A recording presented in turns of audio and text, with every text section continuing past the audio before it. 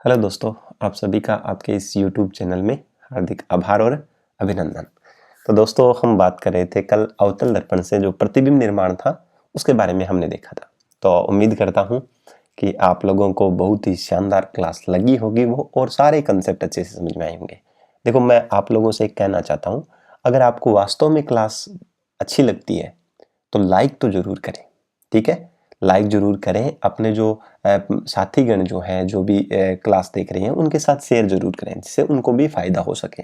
ठीक है, तो लाइक में कंजूसी ना करें, ये मैं बार बार नहीं बोलूंगा, आप खुद समझदार हो। लाइक और सब्सक्राइब ये दोनों चीजें आप करें। ठीक है, अगर कंटेंट अच्छा लगता है तो ही आप लाइक और सब्सक्राइब करें। ठीक है, और अगर फिर भी कोई दिक्कत आती है आपको कि लगता है कि सर हमें ये चीजें समझ में नहीं आ रही है, तो आप सभी से रिक्वेस्ट है कि आप उस कमेंट सेक्शन में कमेंट करके बताएं कि हमें यहाँ पर दिक्कत है। देखो बेटा, जब तक आप बोलोगे नहीं, जब तक आप बताओगे नहीं कि यहाँ पर प्रॉब्लम आ रही है, तब तक किसी भी चीज का सॉल्यूशन नहीं हो सकता। ठीक है, तो अगर उसमें कोई दिक्कत आ रही है तो उसको अपन कॉम्प्रोमाइज नहीं करेंगे, उसके साथ कॉम्प्रोमाइज नहीं करेंगे, हम उसको सॉल्यूशन देने का प्रयास करेंगे। ठीक है, तो मैं आप सभी से अनुरोध करता हूं, जो भी वीडियो इस चैनल पे देख रहा है वो सारे के सारे बच्चे कमेंट और लाइक जरूर करें, अपनी उपस्थिति दें। जैसे अपन जाते हैं ना, कहीं भी जाते हैं तो अपनी प्रेजेंट लगाते हैं, तो वैसे ही ये एक परिवार है, ये एक यूट्यूब चैनल के थ्रू ऑनलाइन परिवार है। तो अगर आप देख रहे हैं तो उसमें कमेंट सेक्शन में जरूर कमेंट करें और लाइक भी ज्यादा से ज्यादा करें। ठीक है, जिससे आगे से आगे बच्चों तक ये क्लासें पहुंच सके। ठीक है, चलिए हम बात करते हैं आज एक नई टॉपिक की तरफ, जिसका नाम है उत्तल दर्पण से प्रतिबिंब निर्माण।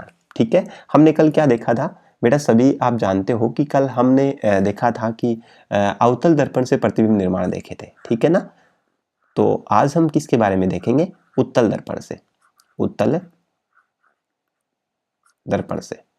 ठीक है, आज प्रतिबिंब निर्माण कंप्लीट हो जाएगा और उसके बाद में अपन करेंगे न्यूमेरिकल, कि इसके अंदर से अपने को न्यूमेरिकल पूछता है कि कुछ भी दे देता है, उसके बाद में आपको फोकस दूरी पूछता है, कुछ भी करके पूछता है, तो वो बातें अपन आगे डिस्कशन करेंगे। ठीक है, चलिए उत्तल दर्पण से प्रतिबिंब निर्माण की बेटा आपको दो ही कंडीशंस याद रखनी है। कौन कौन सी? सबसे पहले मैं लिख देता हूं, अगर वस्तु कहां पर हो। जैसे हमने उसकी कल कितनी देखी थी, मैं एक बार उसका रिवीजन करवा दूंगा आपको।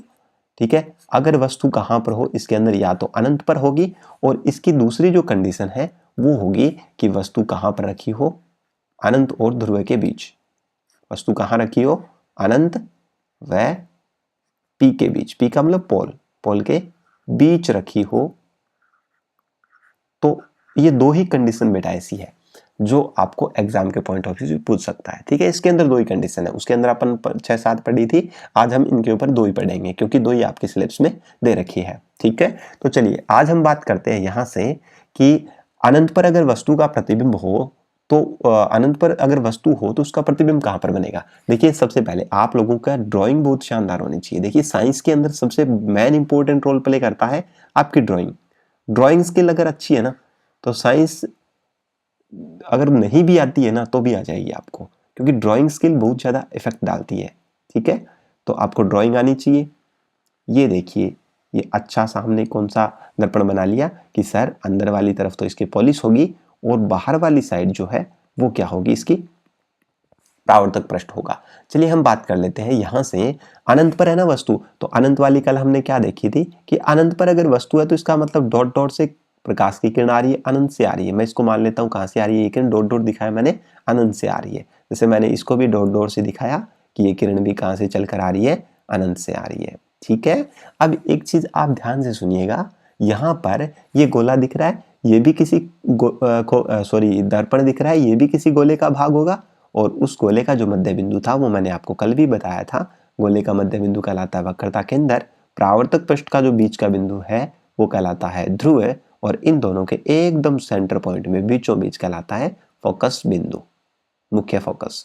ठीक है ना, ये चीज हमने कल देख ली थी। उम्मीद करता हूं कि आपको वो वाले सेशन में सारी चीजें क्लियर हो चुकी होंगी। देखिए बेटा, ये वाली जो है, ये जो प्रकाश की किरण इस उत्तल दर्पण पे गिर रही है, इसका परावर्तन होगा, क्योंकि दर्पण हमेशा परावर्तन के सिद्धांत पर काम करता है। जो भी छोटी मोटी चीजें अगर रही है ना, शॉर्ट में अगर जो क्वेश्चन पूछेगा तो इसके बाद में मैं आपको वो सारी की सारी चीजें क्लियर करवा दूंगा। ठीक है, तो मैंने आपको बताया था, हमने दर्पण के नियम देखे थे, उस टाइम मैंने बताया था कि उत्तल दर्पण पर जैसे ही प्रकाश की किरण गिरेगी तो वो उसको फैलाएगा, तो फैलाएगा तो बेटा क्या होगा, ये जो किरण जो है ना ये फैलेगी और ये कहाँ से आती हुई प्रतीत होगी, एफ से आती हुई, फोकस से आती हुई प्रतीत होगी। ये चीज आपको थोड़ा ध्यान से देखना है, ये कहाँ से आती हुई प्रतीत होगी, इस फोकस से आती हुई प्रतीत होगी। तो आप स्केल यहाँ पर रखना, यहाँ से डॉट डॉट करना और यहाँ से आप इसकी सीधी रेखा खींच देना, ठीक है।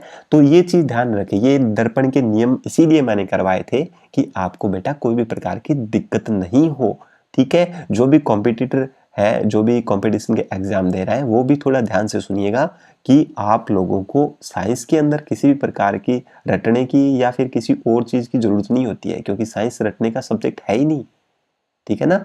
तो अपन क्या करेंगे, 12th क्लास की भी साइंस पढ़ेंगे, 11th क्लास की भी पढ़ेंगे, ठीक है ना, सारी साइंस पढ़ेंगे। पर मैं एक बार थोड़ा 10th क्लास को लेकर के चल रहा हूँ, जिससे आपका सिलेबस कंप्लीट हो जाए। चलिए बात करते हैं, वस्तु अनंत पर है तो उसका प्रतिबिंब कहाँ पर बना। मैंने कल आपको बताया था कि प्रतिबिंब वहां पर बनेगा जहां पर किरणें वास्तव में काटेगी या फिर काटती हुई प्रतीत होगी। तो आप ये देखिएगा यहाँ से कि ये वाली जो किरण आपको दिखाई दे रही है, ये वाली जो परावर्तित किरणें हैं जो एफ से आती हुई प्रतीत हो रही है, ये काट तो नहीं रही क्योंकि ये फैल रही है। ये देखिए यहाँ से ये किरण इधर जा रही है इस दिशा में और ये वाली किरण यहाँ जा रही है, ठीक है ना। तो ऐसे जा रही है, तो आप क्या सोचोगे कि सर ये किरणें कभी काट तो नहीं सकती परावर्तित वाली, पर मिलती हुई प्रतीत हो रही है। इसका मतलब स्थिति कहां पर मिलती हुई प्रतीत हो रही है, वहां पर ही वस्तु का क्या बन जाएगा, प्रतिबिंब। तो मैंने बोला था आपको 3 कंडीशंस आपको याद होनी चाहिए। पहली है स्थिति, दूसरी है उसकी प्रकृति कि वास्तविक बनेगा आभासी बनेगा, ठीक है, वे प्रकृति की बात करेंगे।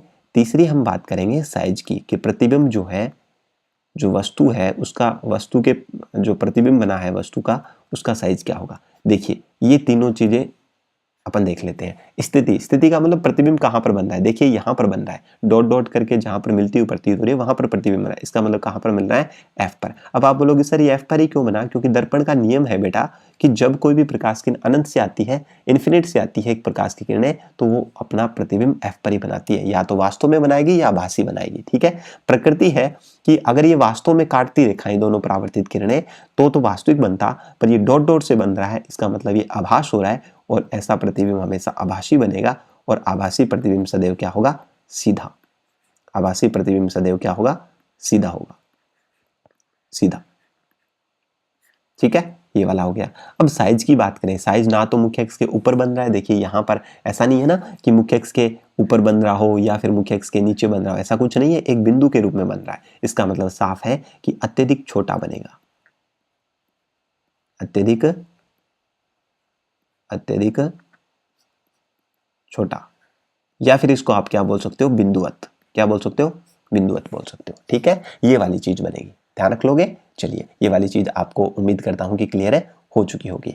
अब दूसरा प्रतिबिंब अपर बनाए तो देख लेता हूं पहले मैं कहां तक स्लाइड दिख रही है बेटा। अगर नहीं दिखेगी तो फिर दिक्कत हो जाएगी ना, नन्हे मुन्ने प्यारे प्यारे बच्चों को दिक्कत हो जाएगी, तो दिक्कत तो होनी नहीं चाहिए ना।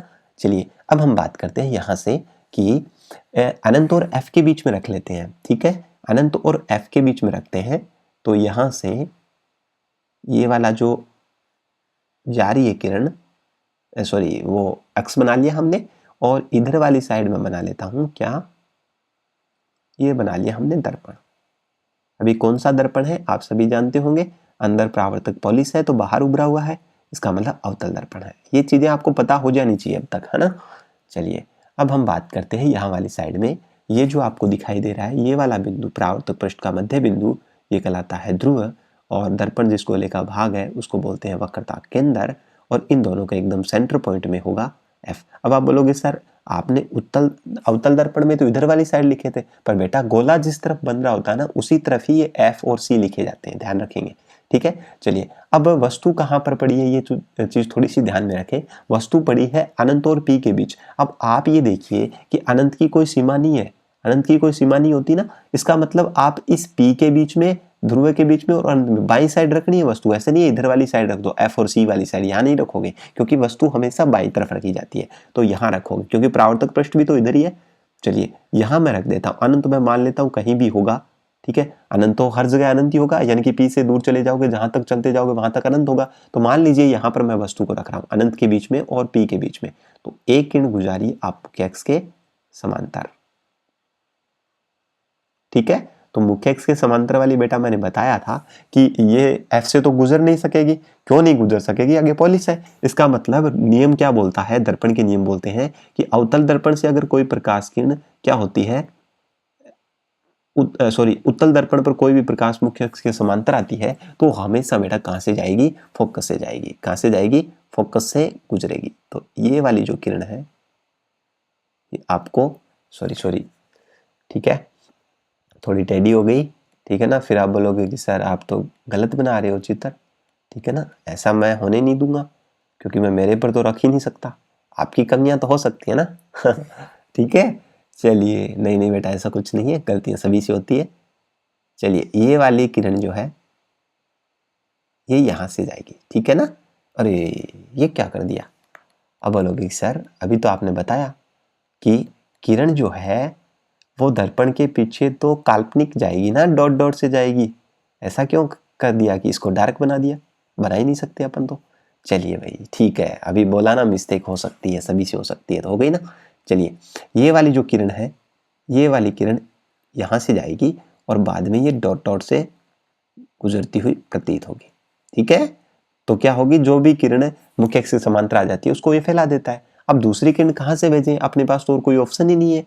तो मुझे ये पता है कि दूसरी किरण को मैं भेज सकता हूं P से, और P पर अगर तिरछी गिरती है तो ये रूल ये बताता है कि उतने ही कोण पर परावर्तित हो जाएगी। जैसे इतना है तो ये इतना सा आप आइडिया लगा लेना और उसके हिसाब से इसको परावर्तित कर देना, ठीक है। ऐसे ये आप तो स्केल से बनाओगे ना तो एकदम सही बनेगा।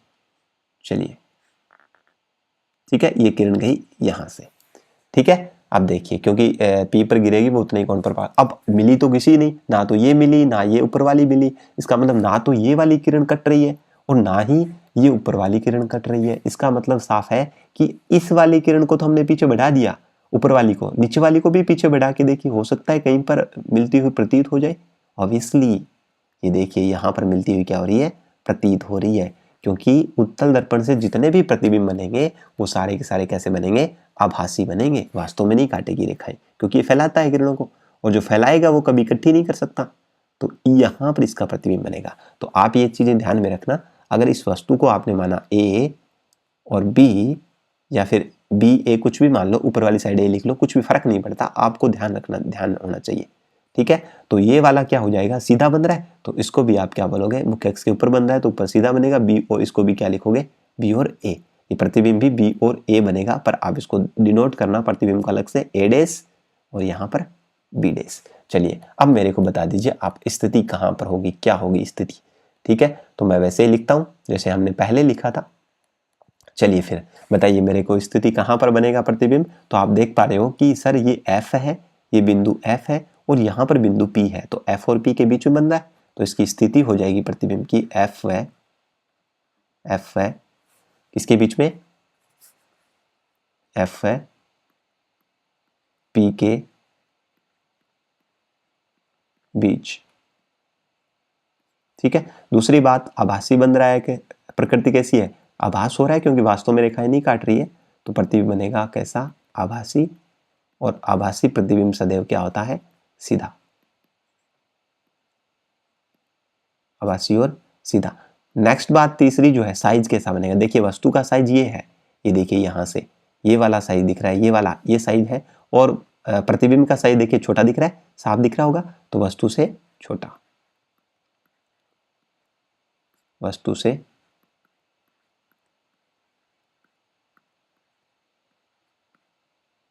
छोटा, ठीक है ना। ये कंडीशन ध्यान रखें। तो उम्मीद करता हूं कि आपको ये वाली चीजें समझ आ चुकी होगी। ये दो ही कंडीशन उत्तल दर्पण से याद रखनी, इसके अलावा आपको कुछ भी याद नहीं रखना है, ठीक है ना। समझ गए सभी? चलिए अब मैं एक बात बता देता हूँ, अब एक सारणी ड्रॉ कर लेता हूँ। सबसे पहले मैं बात करूंगा किसके लिए? अवतल के लिए। अब सारी कंडीशन एक साथ बता देता हूँ, अगर हो सकता है कई बार एग्जाम में 1 नंबर से पूछ ले, और कंपटीशन एग्जाम वालों को तो ये चित्र तो बनाना पूछेगा नहीं, वहां तो सिर्फ डायरेक्टली पूछेगा कि वस्तु कहाँ है, इसका प्रतिबिंब कहाँ पर बनेगा। तो इस कंडीशन के हिसाब से उनको याद करना पड़ेगा, ठीक है। चलिए याद, इधर वाली साइड में लिखूंगा वस्तु और इधर वाली साइड लिखूंगा मैं प्रतिबिंब। तो याद रखना, अगर वस्तु कहाँ पर रखी हो, याद रखेंगे वस्तु अगर अनंत पर हो, दूसरी बात अगर वस्तु कहाँ पर रखी हो, F पर रखी हो, या फिर वस्तु कहाँ रखी हो, C पर रखी हो, ठीक है, वस्तु कहाँ रखी हो, सी पर रखी हो। एक मिनट रुकिए, मैं देख लेता हूँ, आपको दिखाई तो दे रहा ना? दिखाई नहीं देगा तो फिर दिक्कत हो जाएगी। चलो दिखाई दे रहा है, 2 लाइन तक और दिखाई दे रहा है आपको। चलिए, ये सी पर रखी होगी, या फिर वस्तु कहाँ पर रखी होगी, वस्तु रखी होगी, नेक्स्ट पॉइंट कहाँ पर रखी होगी, यहां से सी पर रखी हुई है, और यहां पर रखी हुई है आपके पास सी से परे। सी से परे, परे का मतलब सी से दूर, सी से परे। या फिर रखी होगी सी व एफ के बीच। एफ का मतलब मुख्य फोकस। ये शब्दावली में मैं बता दूंगा, ठीक है ना, एक एक करके शब्दावली में बता दूंगा कि कौन सी क्या है, कौन सी क्या नहीं है, ठीक है। चलिए अब हम बात करते हैं यहां से, कलर चेंज कर लेता हूं मैं, कि अगर मान लो ये वाली चीज जो है अनंत पर है, अगर वस्तु अनंत पर है तो उसका प्रतिबिंब याद रखें कहां पर बनेगी। ये प्रतिबिंब लिख रहा हूं, अब प्रतिबिंब बनेगा एफ पर, और एफ पर है तो प्रतिबिंब कहां पर बनेगा, अंत पर, ठीक है। सी पर है तो उसका याद रखें, उसका प्रतिबिंब भी सदैव कहां पर बनेगा, सी पर बनेगा। सी से परे है तो सी और एफ के बीच बनेगा, प्रतिबिंब कहां पर बनेगा, सी और एफ के बीच, सी और एफ के बीच बनेगा, सी और एफ के बीच। क्लियर है? चलिए अब अगर बात करें सी और एफ के बीच है तो याद रखें सी से परे बनेगा। ये रिवर्स होते हैं एक दूसरे के, ठीक है। सी से क्या बनेगा, परे बनेगा, सी से परे, ठीक है। तो ये इतनी कंडीशन समझ आ गई सभी को, और इन सभी कंडीशंस के अंदर याद रखेंगे, इन सारी कंडीशन में जो प्रतिबिंब बनेगा वो कैसा बनेगा, वास्तविक और उल्टा। ये याद रखें, इन सभी कंडीशन में प्रतिबिंब जो बनेगा वो कैसा बनेगा, वास्तविक बनेगा, और वास्तविक प्रतिबिंब मुख्य अक्ष के नीचे बनते हैं, इसलिए वास्तविक क्या होगा, उल्टा होगा। मात्र एक कंडीशन ऐसी है इसके अंदर, जैसे मैं लिख देता हूं, एक कंडीशन ऐसी है, अगर वस्तु कहां रखी हो, अनंत और किसके बीच रखी हो, सॉरी एफ और पी के बीच में रखी हो, ठीक है ना। तो यहां से इसको मैं थोड़ा डिलीट कर देता हूं, अनंत लिख दिया यहां पर। अब देखिए यहां से अगर वस्तु कहां पर रखी हो, एफ व पी के बीच रखी हो, तो याद रखें प्रतिबिंब कहां पर बनेगा। ध्यान रखेंगे एफ और पी के बीच में रखी हो तो प्रतिबिंब बनेगा दर्पण के पीछे, दर्पण के पीछे, ये याद रखें, दर्पण के पीछे। अगर दर्पण के पीछे बन गया इसका मतलब पोलिस से को पार कर गया, दर्पण के पीछे बनेगा, ठीक है। और दर्पण के पीछे बन रहा है तो मुख्य अक्ष के तो ऊपर ही बनेगा। तो ये एकमात्र ऐसी कंडीशन है जहां पर प्रतिबिंब कैसा बनता है, आभासी, और आभासी हमेशा कैसा होता है, सीधा होता है। आभासी हमेशा क्या होता है, सीधा होता है। ये ध्यान रखें, ये आपको अवतल दर्पण से जो भी प्रतिबिंब निर्माण हो रहा था उसके बारे में मैंने आपको बता दिया है। तो उम्मीद करता हूं बेटा ये वाली चीजें या फिर जो भी कंपटीशन एग्जाम दे रहे हैं उन सभी को समझ आ चुका होगा, ठीक है। चलिए अगर नहीं समझ आ रहा है तो वो वीडियो वापस देख लें एक बार। उत्तल, उत्तल के अंदर क्या होगा, उत्तल के अंदर दो ही कंडीशन हमने देखी है। कौन कौन सी कंडीशन देखिए, इधर वाली साइड में क्या लिखूंगा, वस्तु लिखूंगा कि वस्तु कहां पर पड़ी है, और आगे वाली साइड लिखूंगा वस्तु पड़ी है मान लो कहां पर पड़ी है, अनंत पर। अनंत से पर कोई वस्तु है तो उसका प्रतिबिंब कहां पर बनेगा।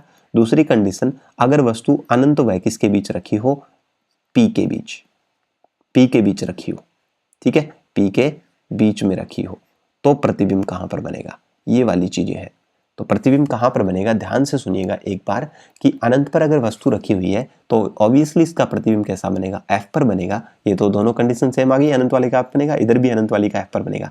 अनंत और पी के बीच में है तो याद रखें, ये अभी आपको सामने दिख रहा होगा ये दोनों कंडीशन, तो इसकी तो ठीक है ना, चित्र में दिख रहा है ना, इधर वाली साइड ही दर्पण के क्या बन रहा है, के पीछे बनेगा, या वस्तु के जस्ट सामने, ऐसे बोल सकते हो, वस्तु के सामने बोल सकते हो या दर्पण के पीछे बोल सकते हो। अब पीछे क्यों बोल रहा हूं, क्योंकि ये पॉलिश की है, पॉलिश के पिछली बैक साइड में बन रहा है। ये देखिए यहाँ पर बैक साइड में बन रहा है, इसलिए मैंने यहाँ पर लिखा है, ठीक है। तो ये दो कंडीशन थी, और इन दोनों ही कंडीशन में उत्तल दर्पण से जो भी प्रतिबिंब बनेगा वो हमेशा कैसा होगा, आभासी होगा। और आभासी का मतलब है कि किरणें जो है, परावर्तित किरणें वो काटेगी नहीं, आभासी प्रतिबिंब होगा, आभासी। और आभासी वह क्या होगा, सीधा। आभासी प्रतिबिंब मुख्य अक्ष के ऊपर बनते हैं और मुख्य अक्ष के ऊपर बनेंगे, इसका मतलब कैसा होगा, सीधा, ठीक है। तो ये वाली चीज थोड़ी सी ध्यान में रखें। तो आप सभी को मैंने एक बार वापस इसका रिवीजन करवा दिया है कि किस प्रकार से आपको ये कंडीशंस देखनी है, ठीक है। चलें आगे, चलिए अब आगे चलते हैं अपन। अब आगे चल के हम देख लेते हैं थोड़ा सा ठीक है, जिसको स्क्रीनशॉट लेना हो तो स्क्रीनशॉट ले सकता है आराम से, साफ दिखाई दे रहा होगा, बाद में आप लिख सकते हो आराम से। ठीक है, चलो आगे। चलिए अब हम बात करेंगे आगे की तरफ। यहां से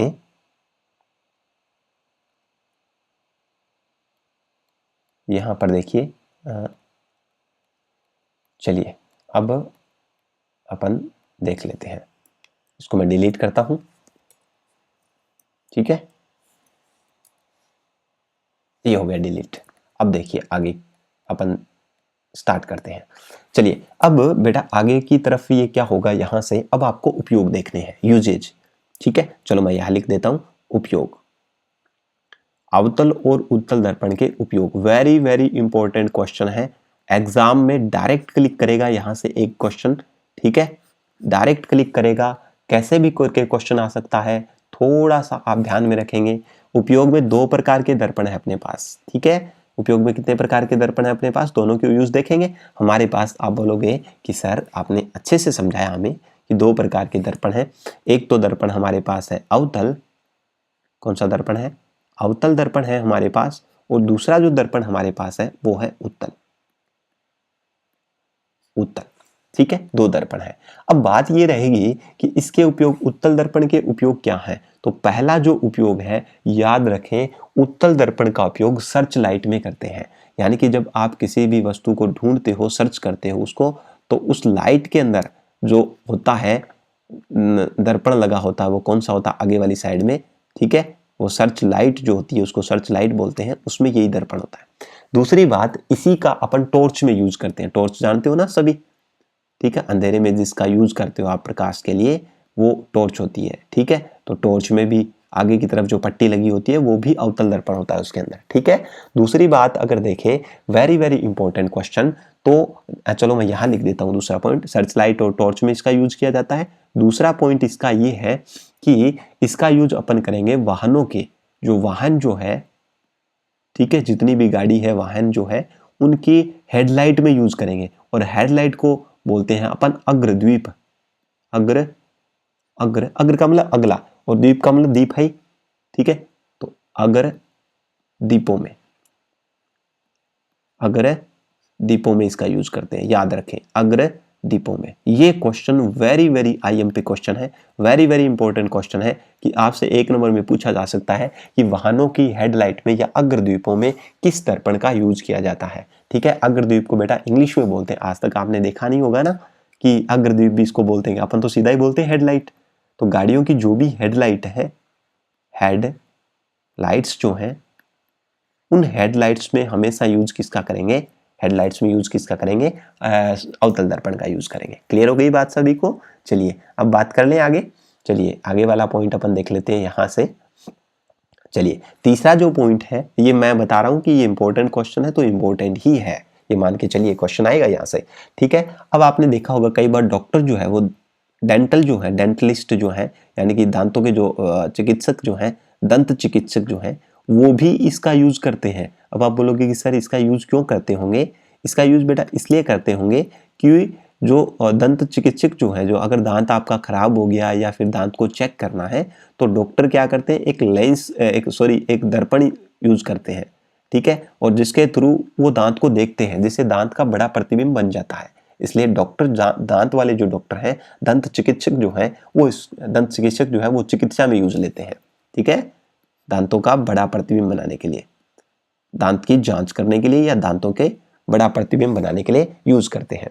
ठीक है ना, दंत विशेषज्ञ दांतों का बड़ा प्रतिबिंब बनाने के लिए। ठीक है, दांत का या दांतों का क्या बनाने के लिए, बड़ा प्रतिबिंब, यानी कि छोटे दांत होते हैं, साफ दिखाई नहीं देते, उनके अंदर कोई भी खराबी है तो वो दर्पण क्या कर देता है, उन दांतों को बड़ा करके दिखाता है। बड़ा प्रतिबिंब, दांतों का बड़ा प्रतिबिंब बनाने के लिए किसका यूज करते हैं अपन, ठीक है, प्रतिबिंब को बेटा इंग्लिश में इमेज बोलते हैं। ठीक है, जो आप याद रखें, ये इमेज, ये कुछ एक अपन को इंग्लिश में आते हैं, अब क्योंकि अंग्रेजों की औलाद है ना अपने, है ना, हिंदी तो हमें आती नहीं है, इसलिए हम इमेज ही बोलते हैं ज्यादातर करके। ठीक है, जो आप फोटो वगैरह खींचते हो तो इसको इमेज बोलते हैं। ठीक है, क्योंकि गैलरी के ऊपर फोन में देखना आप, कभी भी गैलरी के अंदर आपको इमेज दिखा होगा। इमेज का मतलब प्रतिबिंब, यानी कि वो वास्तविक तो नहीं है, पर आप क्या है, वो प्रतिबिंब है एक तरीके का। ठीक है ना, अब वास्तविक है का आभासी है, वो तो बाद की बात है, वास्तविक वे होंगे जो पर्दे पर प्राप्त किए जा सकते हैं। ठीक है। चलिए वो भी बताऊंगा मैं आपको, आभासी आभासी में अंतर करना बताऊंगा मैं, तो याद रख लोगे। दंत चिकित्सक जो है वो दांतों का बड़ा प्रतिबिंब करने के लिए, प्रतिबिंब बनाने के लिए अवतल दर्पण का उपयोग करते हैं। चलिए फोर्थ नंबर जो है लाइस्ट जो है वो बेटा होता है सौर, जो पैनल्स लगे होते हैं, सौर भट्टियां, सौर भट्टियां जो सूर्य के प्रकाश से क्या होती है, संचालित होती है। उन सौर भट्टियों में हीट जनरेट करने के लिए, ऊष्मा प्राप्त करने के लिए, सूर्य की ऊष्मा प्राप्त करने के लिए वहां पर बड़े बड़े दर्पण लगाए जाते हैं, जिससे सूर्य का प्रकाश एक जगह पर क्या हो जाए, इकट्ठा हो जाए और इन सौर भट्टियों के अंदर ऊष्मा का संचार हो या ऊष्मा उत्पन्न हो जाए। तो इसके लिए भी इन अवतल दर्पण का उपयोग करते हैं। तो वेरी वेरी आईएमपी मैंने आपको बता दिया है। मेरे अकॉर्डिंग आपके एग्जाम में जो क्वेश्चन क्लिक होगा उपयोग में से, तो यहां से यही क्वेश्चन क्लिक होगा डायरेक्टली। बेटा इसको 110% मान लीजिए, चाहे 120% मान लीजिए, 400 मान लीजिए, कुछ भी मान लीजिए, यही क्वेश्चन पूछेगा अगर आपको यहां से क्वेश्चन पुटअप किया तो, कि वाहनों की हेडलाइट में किस प्रकार के मिरर का उपयोग किया जाता है। मिरर का मतलब दर्पण। अपन क्या होते हैं घर के अंदर, अपन शीशा बोलते हैं ना, तो शीशा नहीं होता बेटा, शीशा सिर्फ कांच होता है, ठीक है। पॉलिश कर देते हैं तो वो दर्पण होता है। अपन घर में शीशा ही बोलते हैं, कांच बोलते हैं, ठीक है, कांच का बना होता है, पर उसको अपन दर्पण बोलेंगे बेटा। और दर्पण को इंग्लिश में क्या बोलते हैं, मिरर बोलते हैं, ठीक है ना। तो थोड़ा ध्यान रखो, मिरर, ठीक है। चलिए इसका उपयोग समझ आ गया सभी को। चलिए मैं उम्मीद करता हूं कि ये समझ में आ चुका होगा। उत्तल दर्पण के अंदर यूज करें तो यहां से मैं इसका पहला जो यूज जो है वो मैं लिख देता हूं।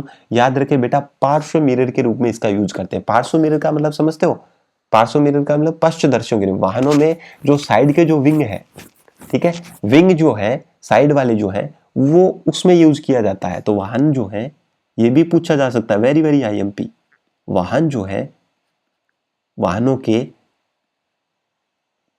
पश्च पार्श्व, पश्च का मतलब पीछे का दृश्य देखने के लिए, पश्च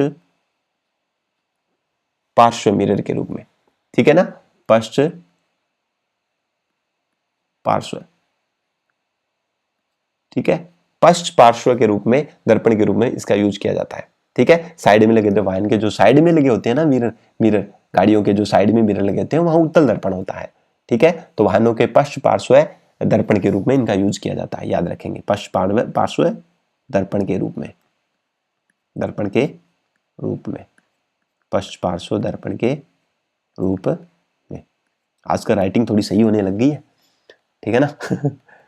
चलिए अब देखिए बेटा दूसरा सेकंड, यहां से जो सेकंड जो है, ठीक है, अब इसका यूज क्यों करते हैं, चलो मैं इसको साथ ही साथ लगे हाथ ही बता देता हूं। कई बार बेटा ये क्वेश्चन किस टाइप से पूछ लेता है, देखो आपको कंफ्यूज करने के लिए पूछेगा, बहुत घुमा के पूछ सकता है। यहाँ से क्वेश्चन कैसे पूछ सकता है, आपको बोलेगा कि गाड़ियों के अंदर जो साइड मिरर जो है, पश्च पार्श्व दर्पण जो है वो क्यों लगे होते हैं, क्या कारण है।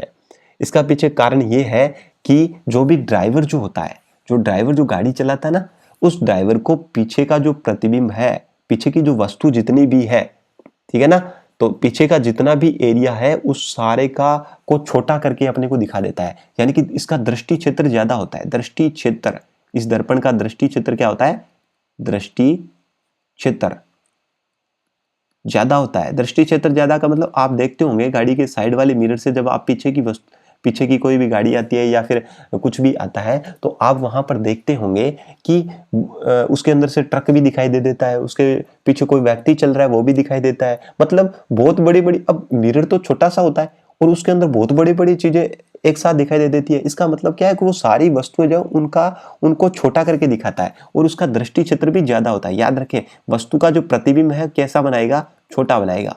वस्तु का जो प्रतिबिंब है वो कैसा बनाएगा, वस्तु को छोटा करके दिखाएगा, ये छोटा करके दिखाएगा, इसलिए इसका दृष्टि क्षेत्र भी ज्यादा होता है, ये ज्यादा वस्तु को एक साथ दिखा सकता है, ठीक है ना।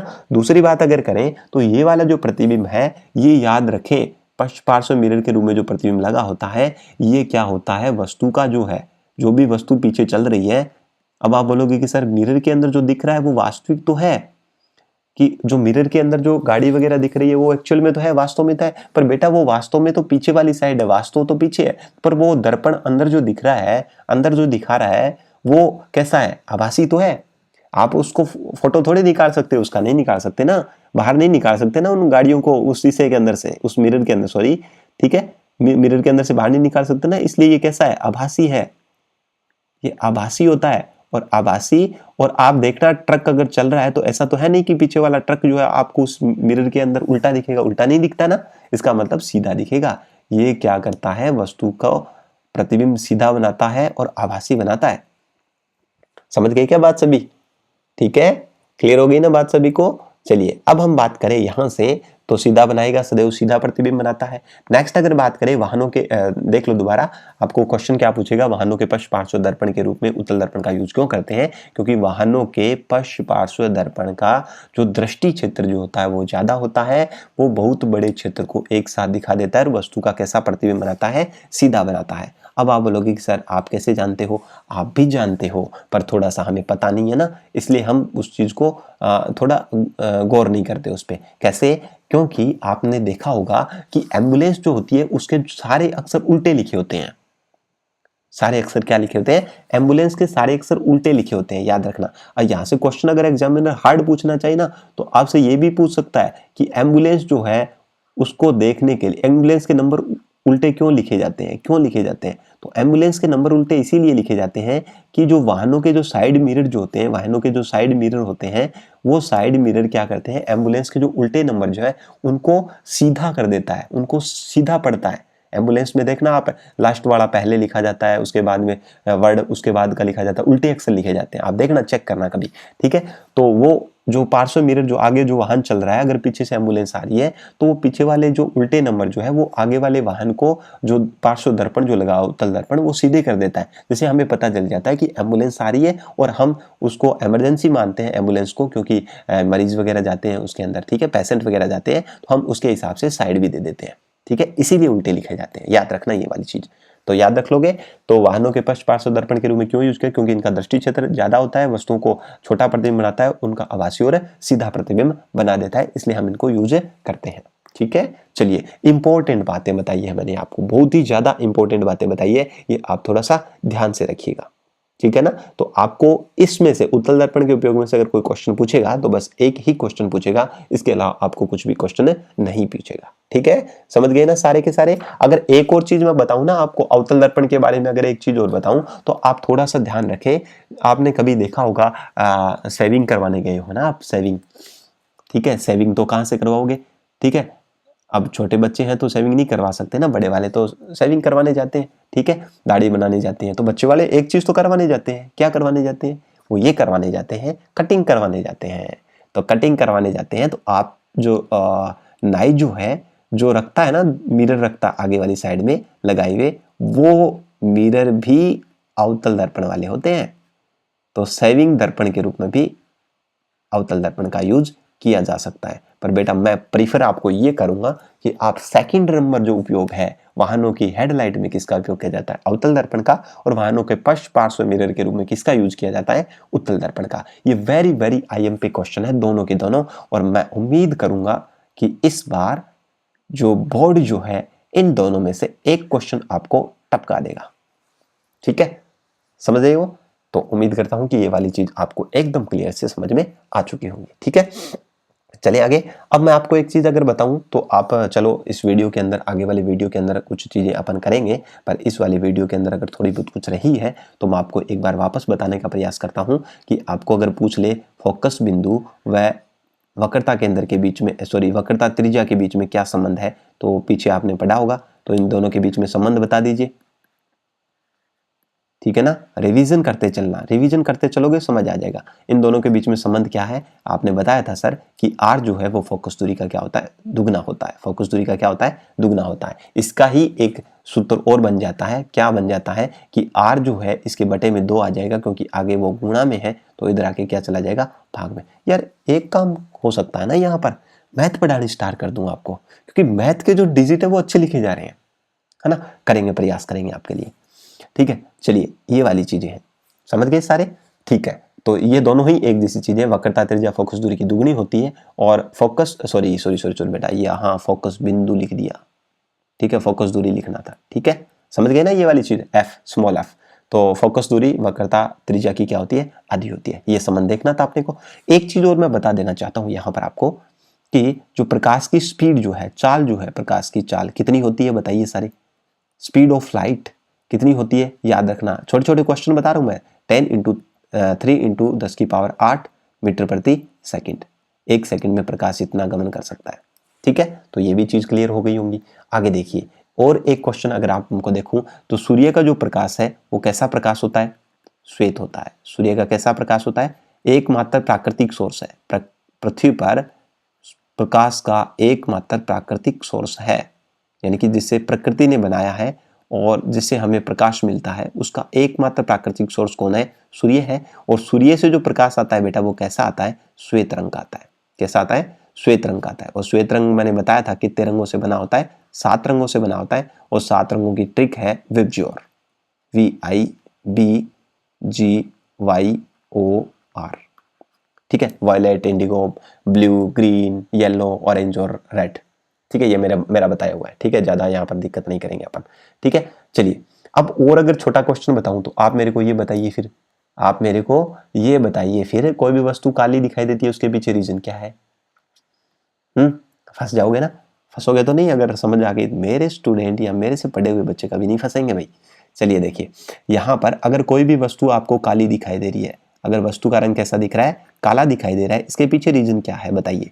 वस्तु अगर काली दिखाई दे रही है, इसके पीछे साफ रीजन है कि जो प्रकाश आ रहा है श्वेत प्रकाश सूर्य से, उसको क्या करेगी? श्वेत प्रकाश के सभी रंगों को, इसके अंदर कितने रंग होते हैं? 7 रंग होते हैं, और इन 7 रंगों का क्या कर लेगी ये वस्तु? अवशोषण करेगी। अरे अवशोषण करती है ना, तभी तो क्या होता है? भैंस को ज्यादा गर्मी लगती है,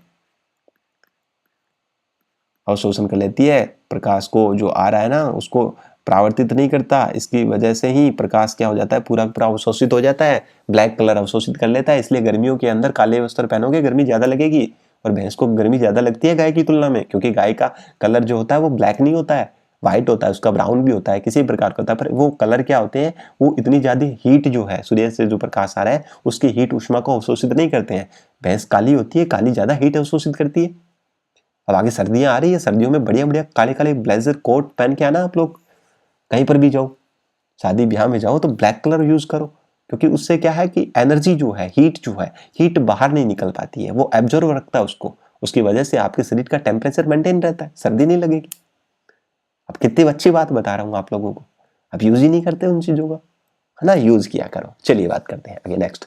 ठीक है, ये चीजें समझ आ गई सभी को। चलिए अब हम एक नंबर और क्वेश्चन की बात करें तो यहाँ से कुछ छोटे छोटे क्वेश्चन बता रहा हूँ मैं बेटा। ठीक है, जो हमने पीछे पढ़े हैं वो अगर हम देखें, यहाँ पर एक चीज शब्दावली भी आप चेक कर लीजिए। देखो बेटा, जो मैंने F लिखा था, F का मतलब क्या होता है? फोकस बिंदु।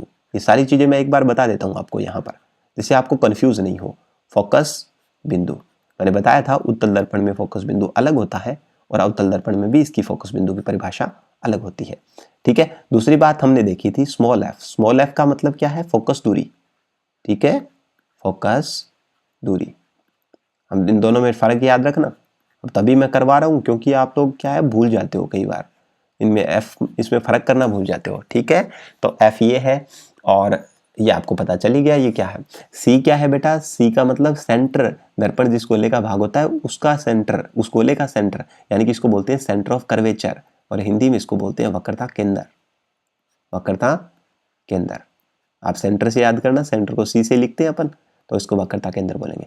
अब अगर R आ गया तो सर ये वक्रता केंद्र और ध्रुव के बीच की दूरी है, तो ये वक्रता त्रिज्या, रेडियस, वक्रता त्रिज्या। समझ आ रहा है ना सभी को? चलिए एक एक चीज क्लियर करवा रहा हूं, डाउट नहीं रहे।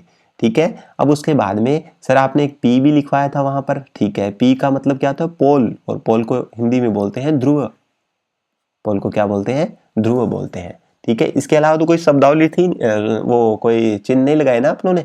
ठीक है, यहां तक आपको ये क्लियर हो चुका होगा। ठीक है, चलिए अब और अगर मैं बात करना चाहूं तो आप मेरे को एक क्वेश्चन और बता दीजिए। यहां से क्वेश्चन ये बताइए कि जो प्रकाश की जो चाल है, प्रकाश की चाल निर्वात में कितनी होती है? निर्वात में ज्यादा होती है या कम होती है, ये बताइए मेरे। क्या प्रकाश निर्वात में चल सकता है? तो आप बोलोगे कि सर निर्वात में प्रकाश की स्पीड ऑफ लाइट ज्यादा होती है। क्यों होती है? कि प्रकाश की नेचर होती है सर, प्रकाश की जो प्रकृति है, लाइट जो है, वो जो प्रकाश जो है उसकी नेचर है। प्रकाश हमेशा कौन सी रेखा में गमन करेगा? सरल रेखा में गमन करता है, और सरल रेखा का मतलब उसके बीच में कोई रुकावट नहीं आनी चाहिए। और निर्वात ऐसा मीडियम होता है जिसमें कण बहुत नगण्य होते हैं। कण क्या होते हैं? नगण्य। नगण्य को न के बराबर।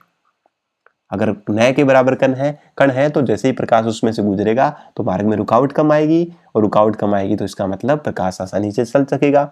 जैसे आप कभी बस के अंदर चढ़े होंगे, धक्का मुक्की वाली बस में चढ़िए, एकदम बढ़िया धक्का मुक्की हो रही हो, ठीक है ना, तो आप धक्का मुक्की वाले बस में से आगे वाली साइड से अगर पीछे वाली एकदम बैक वाली साइड अगर सीट पे जाना चाहो तो आपको क्या करना पड़ेगा? धक्का मुक्की लगाना पड़ेगा। आप बहुत ही मुश्किल से लास्ट वाली सीट तक पहुंच पाओगे, है ना, क्योंकि वहां पर भीड़ ज्यादा है, वहां पर उनको पार्टिकल्स मानिए, कण मानिए, ठीक है ना, तो वहां पर कण ज्यादा है जिसकी वजह से आप उनमें से गुजर के आगे नहीं जा पाते हो। आप अपने को प्रकाश मानिए और वो जो भीड़ है उनको कण मानिए। तो आप जैसे उसके अंदर से गुजरोगे तो आपको मुश्किल खड़ी हो जाएगी, क्योंकि आगे भीड़ बहुत ज्यादा है, कण बहुत ज्यादा है। सेम वैसे ही अगर खाली बस है तो आप फर्स्ट वाली सीट से लास्ट वाली सीट तक आराम से जा सकते हो। सेम वही प्रोसीजर प्रकाश का होता है। अगर प्रकाश के मार्ग में ज्यादा कण आ रहे हैं, इसका मतलब उसकी स्पीड कम हो जाएगी और वो धीरे चलेगा, और अगर प्रकाश के मार्ग में कण कम है, इसका मतलब उसकी स्पीड ज्यादा होगी। इसलिए निर्वात में प्रकाश की स्पीड ज्यादा होती है क्योंकि कण बहुत कम होते हैं। समझ गए ना ये वाली चीजें?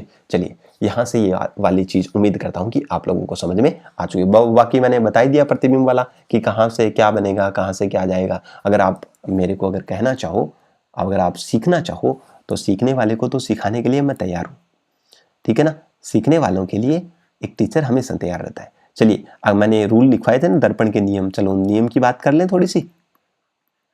सीधा बता देता हूं, अगर मान लो कोई भी वस्तु जो है वो अनंत से अगर गिर रही है, अवतल दर्पण की बात कर रहा हूं, अनंत से आती है तो हमेशा कहां से गुजरेगी? एफ से गुजरेगी, ठीक है। अवतल दर्पण की बात कर रहा हूं बेटा, तो कहां से गुजरेगी? एफ से गुजरेगी, ठीक है। अगर एफ से गिर रही है किरण, एफ से गुजरती हुई प्रतीत हो रही है, सॉरी गुजर रही है, तो याद रखना वो क्या हो जाएगी? मुख्य अक्ष के समांतर हो जाएगी। किसके समांतर हो जाएगी? मुख्य अक्ष के समांतर। मुख्य अक्ष जो है इसके समांतर हो जाएगी, पैरेलल हो जाएगी, मुख्य अक्ष के समांतर हो जाएगी। पीछे जाके नियम देख के आना एक बार, है ना, अगर नहीं आ रहा है तो। चलिए मैं एक बार तो रिवीजन करवा रहा हूं आपको, ठीक है। एफ से गिर के अवतल दर्पण पर, एफ से गुजर करके अवतल दर्पण पर गिरती है तो मुख्य अक्ष की क्या हो जाती है? समांतर। अगर कोई किरण सी से गुजरती है तो याद रखना वो सी से ही गुजरेगी, सी से वापस गुजर जाएगी, यानी कि उसी रास्ते से गुजर जाएगी। सी से ही गुजरेगी यानी कि उसी रास्ते से गुजर जाएगी, ठीक है। अगर कोई किरण पी पर गिरती है, पी का मतलब ध्रुव पर गिरती है, तो उतने ही कोण पर क्या हो जाएगी? परावर्तित हो जाएगी, उतने ही कोण पर परावर्तित हो जाएगी किरण, ठीक है ना। चलिए यार क्या हो रहा है ये, चलिए ठीक है ना, तो ये ध्यान रखें, ठीक है। एक और बता देता हूं, एक आपने देखा होगा क्वेश्चन कि आपतन कोण का मान सदैव क्या होता है? परावर्तन कोण के मान के क्या होता है? बराबर होता है, इंसिडेंट एंगल, ठीक है। अगर ये आपतन कोण का मान 30 डिग्री है तो आप बता सकते हो कि सर परावर्तन कोण का मान भी 40 कैसे लिख रहे हो? है ना। चलिए बेटा, हो जाती है मिस्टेक्स, ह्यूमन नेचर है, गलतियां होती है इंसान से, ठीक है। चलिए 30 डिग्री है तो यहां पर भी परावर्तन कोण का मान भी कितना होगा? 30 डिग्री होगा, ठीक है। अगर मैं मान लूं, आप बताइए मेरे को, अगर इस आपतन कोण का मान 60 डिग्री है तो मेरे प्यारे प्यारे स्टूडेंट्स बताएंगे इसकी वैल्यू कितनी होगी? तो सर 60 डिग्री। अब वो कंडीशंस कैसे थी, कौन सा एंगल पूछा गया, उसके हिसाब से मैंने आपको बताया था पीछे कि कैसे आपको करना है, तो वैसे आपको करना है। ध्यान रखें, ये वाला जो चैप्टर है मैंने आपको दर्पणों तक पूरा करवा दिया है, उसके यूजेज भी आपको मैंने करवा दिए हैं। कल मैं आपको इसके बारे में न्यूमेरिकल करवाऊंगा, कार्तीय चिन्ह परिपाटी पढ़ेंगे कि कार्तीय चिन्ह परिपाटी कैसे होती है, उन सवालों को करने के लिए कार्तीय चिन्ह परिपाटी के द्वारा हम समझेंगे। तो उम्मीद करता हूं आप सभी को ये वाला सेशन बहुत शानदार लगा होगा। अगर लगा है तो एक बात मेरी मान लीजिए, अगर मैंने आपकी वास्तव में थोड़ी बहुत भी हेल्प की है, आपको समझाने का प्रयास किया है, तो बिना कुछ सोचे समझे इस चैनल को ज़्यादा से ज़्यादा लाइक करें। वीडियो देख रहे हो तो लाइक करने में कुछ नहीं जाता बेटा, ये लाइक करोगे तो उस चीज़ को जो यूट्यूब जो है वो आगे से आगे प्रमोट करेगा, ठीक है। कमेंट जितने करोगे, जितने लाइक्स करोगे, जितने शेयर करोगे अपने साथी बच्चों के साथ या फिर साथी सहपाठियों के साथ, अपने फ्रेंड सर्कल में जितना ज़्यादा शेयर करोगे उतना ही ज़्यादा क्या होगा, ये वीडियो चलेगा, ठीक है। तो उम्मीद करता हूँ कि आप लोग इस चीज़ का थोड़ा ध्यान रखेंगे, ठीक है। ठीक है, कुछ तो पैसे तो ले ही नहीं रहे ना, है ना, आपको चैनल से कुछ पैसे थोड़ी ले रहे हैं, आपकी फ़ायदे के लिए कर रहा हूँ और जो बाकी जो बच्चे हैं वो भी, उनका भी फ़ायदा हो जाए, उनका भी भला हो जाए, ठीक है। यही इसीलिए मैं बोलता हूँ कि ज़्यादा से ज़्यादा लाइक करें, ज़्यादा से ज़्यादा सब्सक्राइब करें, ज़्यादा से ज़्यादा कमेंट करके मेरे को बताएं कि सर हमें आज वाला सेशन ऐसा लगा है, ठीक है। तो इस सेशन के बाद में अपन नेक्स्ट वीडियो में बात करेंगे इसके न्यूमेरिकल के बारे में, इसके प्रश्नों के बारे में। तो तब तक के लिए आप सभी अपना जीवन अच्छे से व्यतीत करें, अच्छे से आप एग्ज़ाम में नंबर लेके आएँ। जो भी कॉम्पिटिटर्स जो हैं, जो परीक्षा दे रहे हैं, ठीक है, एग्ज़ाम दे रहे हैं, गवर्नमेंट एग्ज़ाम की तैयारी कर रहे हैं, वो भी ध्यान से सुने। हर एक कंसेप्ट को क्लियर करना बहुत ज़्यादा ज़रूरी होता है। जब तक कंसेप्ट क्लियर नहीं होगा तब तक हम किसी भी चीज़ को आराम से नहीं सीख पाएंगे, ठीक है। तो इसी उम्मीद के साथ कि आप सभी अच्छे होंगे और अपनी तैयारी को कंटिन्यू रख रहे होंगे और अच्छे तरीके से पढ़ाई कर रहे होंगे, इसी उम्मीद के साथ मैं मिलता हूं आपको नेक्स्ट वीडियो में। तब तक के लिए आप सभी को मेरी तरफ से बहुत बहुत शुभकामनाएं, बहुत बहुत आभार। आज का जो क्या ना, खाटू श्याम जी का जो बर्थडे जो है उस पर आप सभी को ढेरों बधाइयाँ। आपका परिवार मंगल में रहे, आपके जीवन में ढेर सारी खुशियों का संचार हो, इसी उम्मीद के साथ मिलूंगा मैं आपको एक नई वीडियो के साथ। तब तक के लिए जय हिंद, जय भारत।